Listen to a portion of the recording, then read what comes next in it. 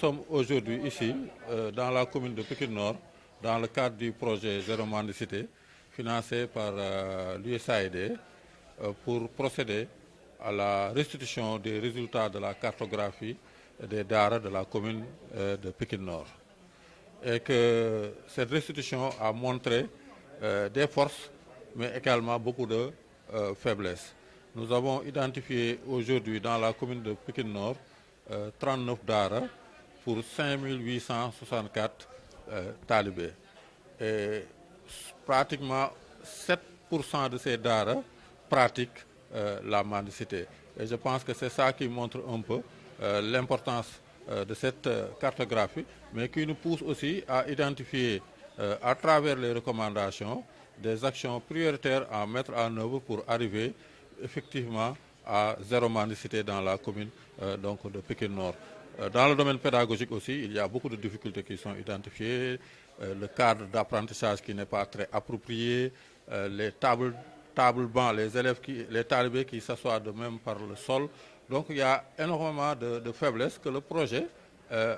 en phase avec les recommandations, compte mettre en œuvre pour arriver à zéro mendicité dans la commune de Pikine Nord. Et quelles seront les actions à mettre sur pied? Il y a pratiquement 2, voire même 4 types de recommandations que nous avons identifiées. La recommandation qui concerne l'État, c'est 2. Il s'agit de renforcer le plaidoyer à l'encontre des autorités pour l'application effective de la loi qui protège les enfants, mais aussi l'adoption par les parlementaires de la loi portant statut du daara. C'est ça qui concerne l'État. Concernant la commune de Pikine Nord, c'est de prendre des mesures strictes pour accompagner les daara en termes de prise en charge sanitaire, en termes de prise en charge éducationnelle, mais surtout en termes de prise en charge d'amélioration du cadre de vie et d'apprentissage des talibés. Mais à l'endroit de la communauté et des délégués de quartier, véritablement de s'approprier non seulement du projet, mais de jouer un rôle de veille et d'alerte, surtout à l'endroit donc de nouvelles créations des daara, et de veiller à ce qu'à chaque fois qu'un daara soit établi dans un quartier, que le délégué de quartier, en tant que chef qui représente l'État, qui représente la collectivité locale dans ce quartier, véritablement d'assurer son rôle et de veiller est-ce qu'il a respecté le processus, il a respecté effectivement à mettre à la disposition de ses enfants un bon cadre de vie. Et par rapport à l'engagement communautaire, elle a été à la hauteur? Absolument, c'est vrai qu'on note quand même des faiblesses à ce niveau, mais on a enregistré 13% des daara qui sont accompagnés par la communauté. Mais aujourd'hui, nous avons, dans le cadre du projet, mis en place une ligne de crédit de 6 millions qui vise à accompagner tous les daara de la commune en termes de prise en charge. Et que ces 6 millions seront portés par le collectif des daara en termes de mise en œuvre d'activités génératrices de revenus, où les marges seront distribuées à l'ensemble des daara de la commune de Pikine Nord. Et le suivi sera assuré par le comité? Le suivi sera accompagné par un dispositif mis en place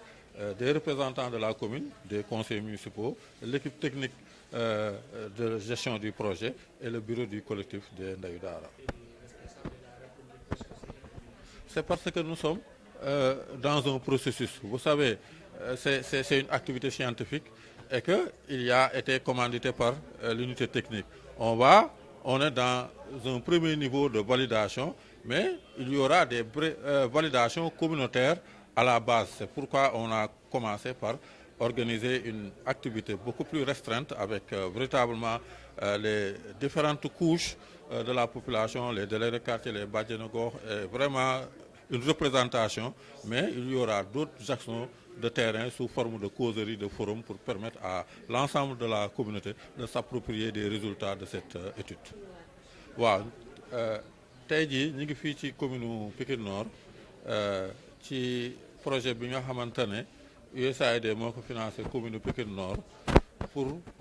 waxtaan indi ñàngat bi nga xamante ne def nañ ko jëmale ko ci daara yi fii ci Pikine Nord. Jàngat bi nag génne na ay mbir yu am solo ci ay affaire yoo xamante ne mën nañ koo jël gën ko dëgëral ndax yu baax la waaye ak ay jafe-jafe. Pikine Nord nemmeeku nañ fi 39 daara waaye am nañ fi aussi 5864 taalibe ci biir ñooñu nag gis nañ ne am na ci daara yu am solo yoo xamante ne ñoom ba léegi nii ñu ngi jëfandikoo yalwaan waaye nag bu ñu sukkandikoo aussi ci jeexitalu étude boobu nga xam ne génne na ay jumtukaay ak mbir yi nga xam ne projet bi fana préparé na ko bëgg nañ fii ba projet bi di jeex daal Pikine Nord wuyu turu projet boobu maanaam mu am zéro mendicité ci biir commune Pikine Nord loolu nag aussi day tax ñu ne nan exécuter recommandation yi nga xam ne étude bi génne na ko bi ci njëkk ñu jëmale ko ci état nga xamante ne loi yi nga xamante ne ñaar la benn bi jëm ci sàmm àq ak yelleefu xale yi loi ñu appliqué ko mais loi bi nga xamante ne député yi war nañ ko voté jëm ci statutaire daara aussi ñu adopté ko waaye aussi maire bi nga xamante ne tey jii moo nekk fii yore as tuut ci koppar moom it mu jël ay jumtukaay yoo xamante ne dina def ba nga xamante ne 39 daara yooyu soo fa duggee kat li nga gis ne environnement bi baax na xale yi kat ñu ngi jàng ak seen teeyu bakkan te vraiment lépp loo xamante ne jaadu na pour que daara mën ko am comme ni ñuy taxawoo école publique yi ñu mun leen ko taxawoo waaye beneen recommandation bi aussi mu jëm ci communauté bi rawatina sax délégué de quartier yi mooy ñu yokk seen taxawaay ba nga xamante ne ñuy jóg di ubbi daara yi ñoom ñi nga xamante ne ñooy responsable ci biir quartier bi ñu am taxawaayu saytu loolu ba nga xamante ne kat suñu gisee ne kii kat ni mu taxawee waru ko mun a ubbi ñoom ñu jël ay dispositions informer autorités yi pour que daara boobu ñu bañ ko ubbi foofu loolu mooy vraiment li nga xamante ne tey jii ñu ngi fi doon tase jël nañ nag juróom-benn million jagleel ko vraiment collectifu ndey daara yi pour que ñoom ñu def ay activités génératrices de revenus nga xamante ne xaalis boobu day ñëw dugg ci biir daara yi di taxawu sëriñ daara yi pour que fi nga xamante ne moom lañ jëm ci zéro mendicité ñu mën fa egg ndax loolu mooy indi besoin yoo xamante ne te loolu day nekk lu sax loo xamante ne vraiment ginnaaw projet bi dafay continuer incha allah. askan wi seen taxawaay ci xeex bi. waaw fi mu toll nii xam nga tey dañoo def réunion boo xamante ne dañ koo xaw a tënk rek ci ñi nga xam ne ñoo moom la ñuy wax élite yi waaye prévoir nan continuer. Restitution yi ci biir quartier yi nga xamante ne dañuy ñëw ci biir quartier yi waxtaan ak askan wi wan leen lii étude bi génne pour que ñoom ñu gën a xam jafe-jafe yi effectivement étude bi wane na ne am na ci daara yooyu fukk ak ñett yoo xamante ne am nañ taxawaay bu dëgër boo xamante ne askan wi moo leen koy dimbale te loolu mu am solo mu nekk loo xam ne dañ ko war a fësal pour ñuy si des xool ko mun ko toppandoo pour que daara yëpp mun a daj. suivi bi ñu koy defee mooy am na dispositif bu ñu taxawal boo xamante ne ñenn ci conseillers municipaux yi bokk nañ ci waa unité de gestion wu projet bi bokk nañ ci mais aussi collectifu ndeyu daara yi muy ñett ñooñu ñoom ñoo koy séq nga xamante ne ci kaw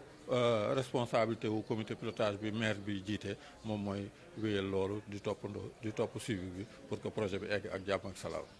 seen ndaje bi tamit dafa mel ni sëriñu daara yi feeñu si lan moo ko waral. ankay parce que réunion bi 30 personnes la ci 30 personnes yi juróomi sëriñ daara ñu ngi fi toog juróomi délégué de quartier ndeyu daara yi ñu defoon enquête yi dañ ko tas ba nga xamante ne te avant ñuy dem ci terrain bi woowoon nañ leen ñoom sëriñu daara yëpp waxtaan ak ñoom donc te ki nga xamante ne mooy jiite daara yi biir Pikine Nord aussi ci animateur la sax ci biir projet bi donc amuñu daal déphasage ak sëriñu daara yi ñun ñoo bokk li ñuy def merci.